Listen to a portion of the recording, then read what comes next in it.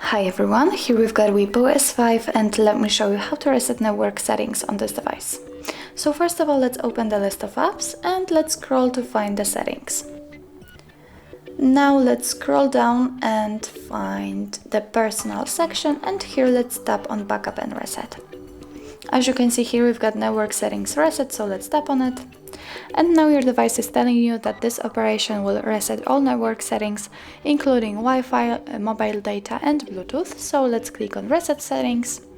If you've got a pattern or a pin, then simply enter it to confirm the whole step. Click on reset settings again. And as you can see, network settings have been reset successfully. So that's all. This is how to reset network preferences in your WIEPPO S5. Thank you so much for watching. If you find that this video was helpful, please hit the subscribe button and leave the thumbs up.